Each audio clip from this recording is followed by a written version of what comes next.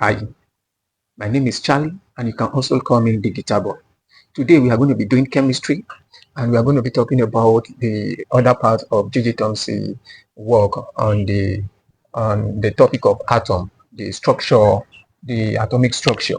So in our last class, in our last video, we discussed about how J.J. Thomson discovered electron using a discharge tube, and following the condition in which gases would conduct electricity, and we saw how he carried out the experiment. But the result of J.J. Thomson in that particular experiment made him to suspect the presence of positively charged particles inside an atom. His work, he discovered electron, and the result of that discovering made him to suspect the presence of positively charged particles inside an atom.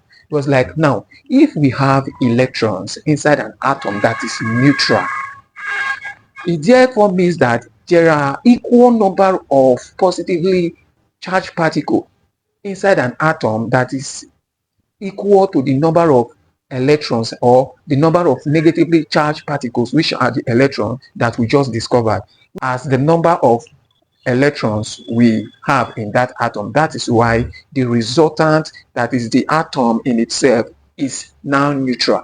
J.J. Thomson did not just stop there. He had to carry out experiment to verify the presence of these positively charged particles inside an atom. But before I go there, I would like to explain two main terms before I move to how he discovered that there are positively charged particles inside an atom.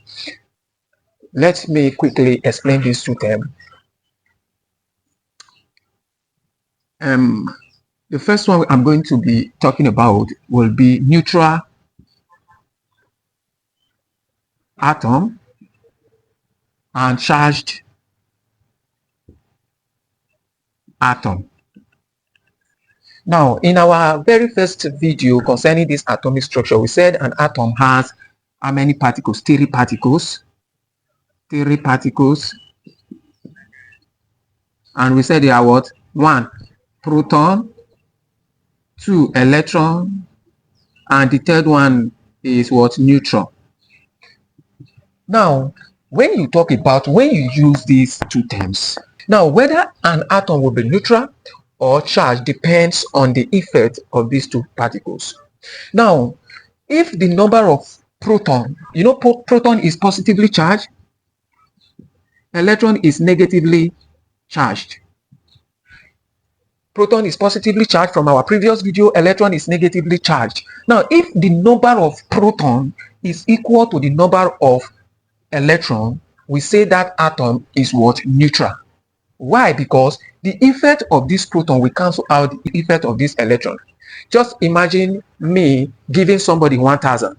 I lose 1,000. Let me say I will be 1,000 naira less. I give somebody 1,000. I am now 1,000 naira less, which means in that point I can say I am what? Charged. I am charged. Now, let's assume as I gave someone 1,000, the same time simultaneously another person gave me 1,000, which means this person neutralized the effect of this other person that collected 1,000 from me, which means I have not lost anything. I still have my money, the money I have in my bank account intact. So I have not lost anything. So in that case, I will say I am neutral. Do you understand? That is what. So if the number of positively charged particles here is equal to the number of negatively charged particles here, we will say the atom is neutral. For example, in an atom, let's say the atom of sodium. Sodium has the proton number of 11. Sodium has the proton number of 11.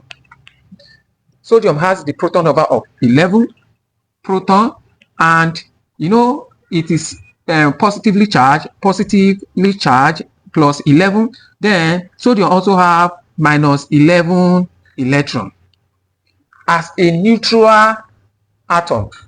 Now you see there is no plus here, there is no minus here.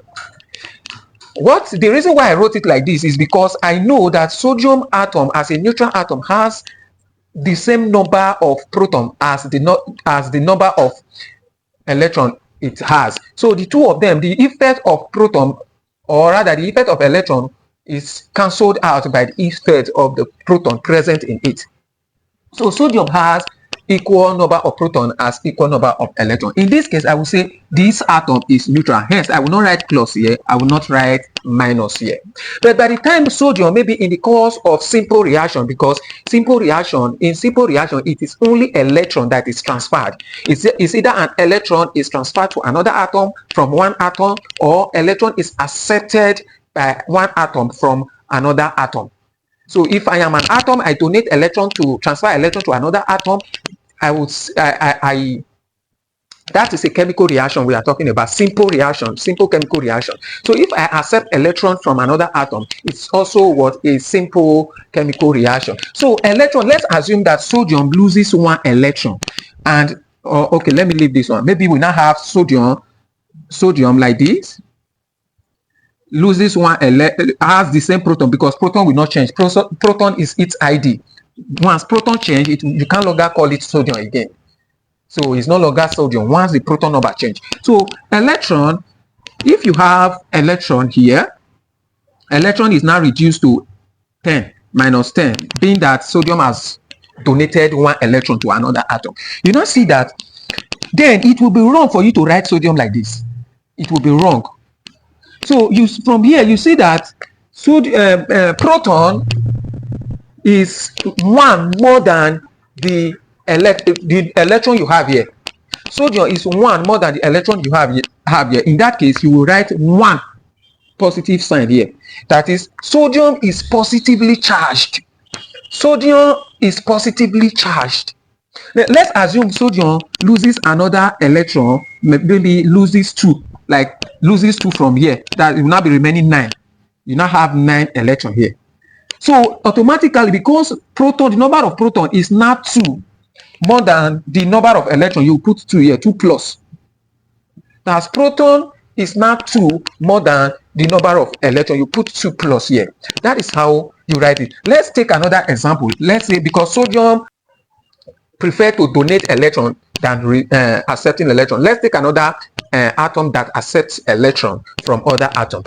For instance, you have chlorine.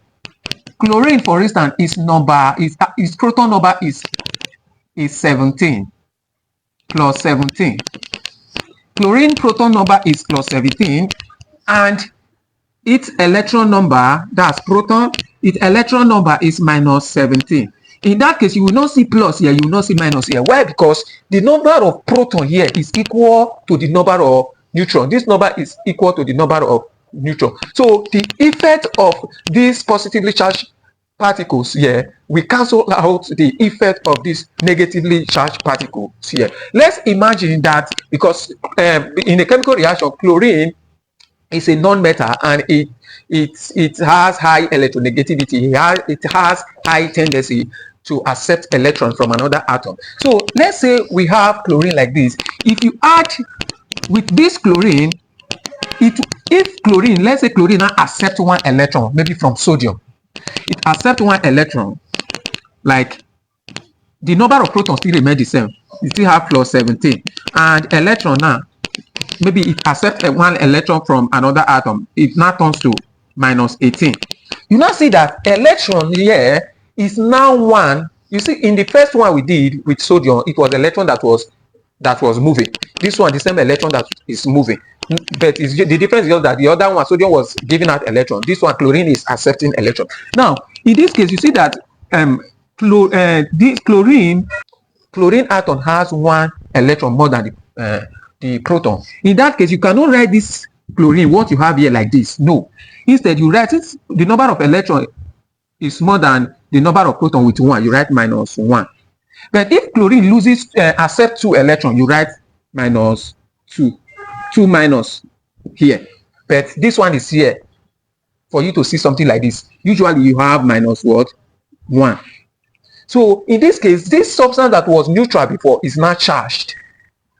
Now that is the meaning of what? Charged and neutral. Neutral, the number of proton is the number of positively charged. For you to have a neutral substance, the number of positively charged particles inside that substance must be equal to the number of negatively charged particles inside the substance. So that was the mindset of J.J. Thomson. I said, how come this atom that I know is neutral is now having a negatively charged particle, which is electron inside it, which means there must be another positively charged particle inside this same atom that neutralizes the effect of this particle. He now moved forward to carry out experiment to verify the presence of these positively charged particles that neutralize the effect of the negatively charged particles electron inside the atom. In this experiment, he did something similar to what he did. He still used this charge tube, but in this charge tube, the difference was that he used a perforated a cathode that has a hole that has holes on it, and the cathode was moved to the center of the tube, and this was the anode. The cathode, anode. Following the same condition at a very high potential difference and low pressure, when he passed high PD through it, he noticed two lights. Normally, the first experiment he did, he noticed green light moving from cathode to anode.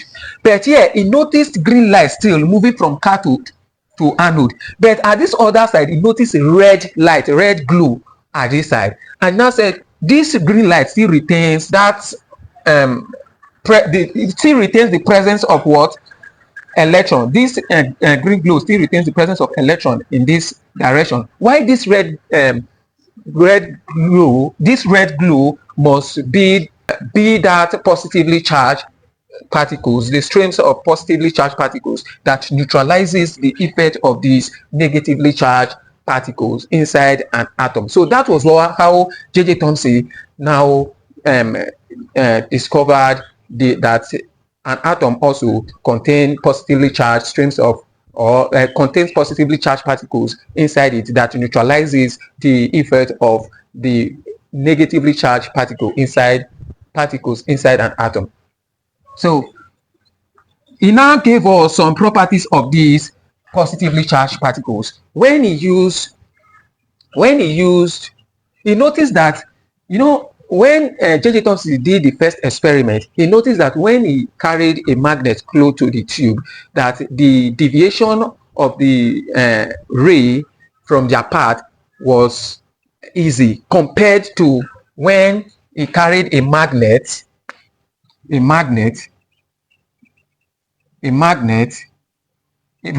close to this place. Maybe when he carried a magnet close to this place, he noticed that this side need a high magnetic force for it to deviate this ray from its path, which tells us that these particles were much more heavier than the electrons we have in this side.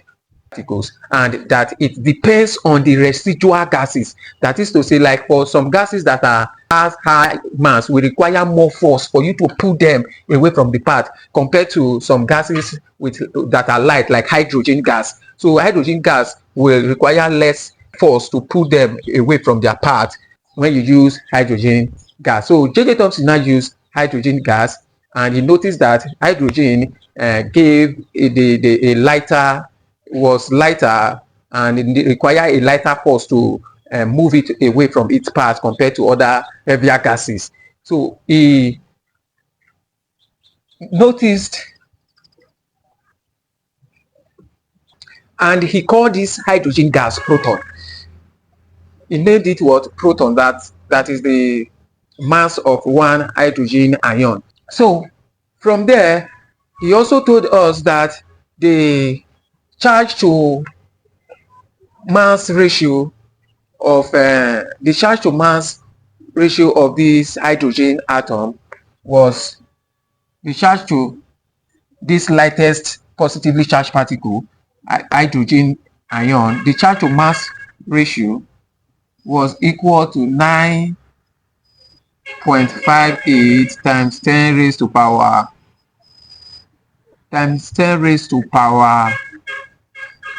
7 coulomb per kilogram. So this was the charge to mass ratio. You remember that of what electron was 1.6 times 10 raised to power 11 coulomb per kilogram. You now see that if you calculate it very well, you see that this charge to mass ratio, the charge to mass ratio is of this one is 1840 times less than this, which means this one is larger than this.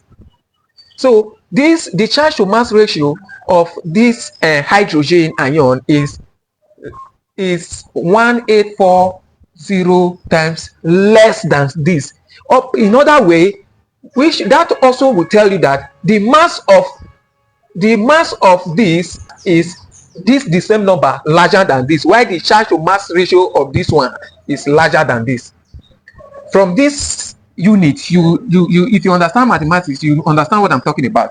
The charge to mass ratio of hydrogen is 1840 times less than this, while the mass of hydrogen is 1840 times heavier than electron. That's the mass of proton. The mass of proton is 1840 times heavier than electron.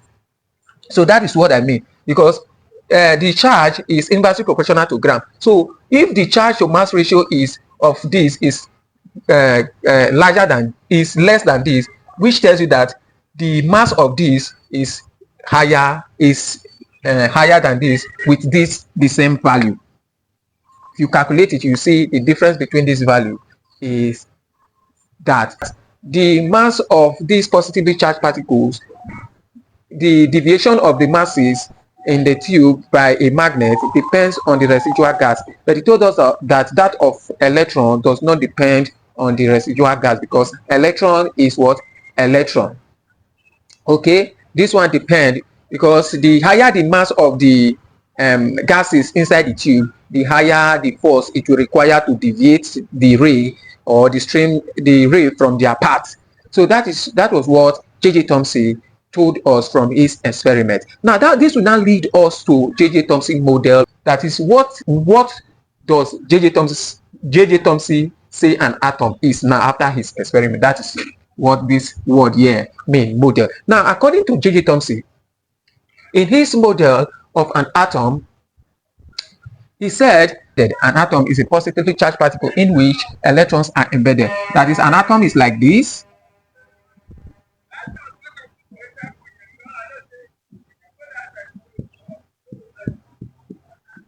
Just having positive charge, and electron is scattered inside of it. So this is what J.J. Thomson said an atom is, like this. Basically, this was not correct. So this needed a further modification. It was modified by other scientists. This was not correct. And J.J. Thomson also likened this to be, he said an atom, just like this, what you have on the board in his model. He said an atom is like a pudding stewed with currant. An atom is like a pudding stewed with currant.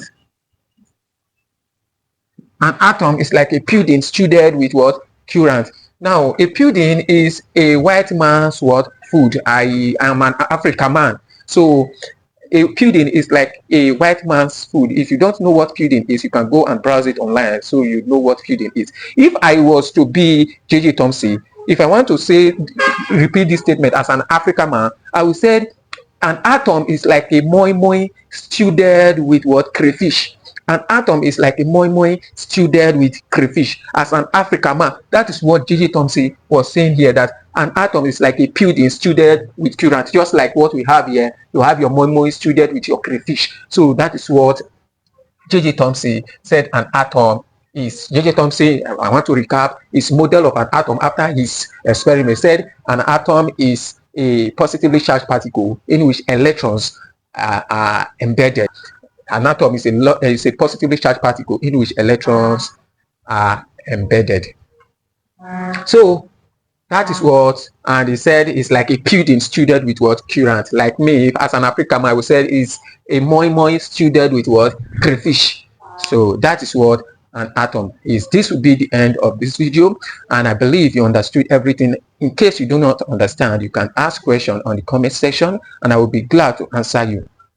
And if you are in Edo State, you are in Benin City, Saple Road bypass, and you are in Benin City, Saple Road, you're looking for physical class, you want to have physical classes with FGT teachers, and I tell you, you can come to our physical classes. We are close to Belisima Junction at Ohawan. So we'll be glad to have you with us. We're glad to be your mentor. And as you come, God will bless you. Make sure you like the video, you share the video so that every other person can still learn from this particular video. Thank you for watching. May God bless you. We'll meet in our next video. Bye.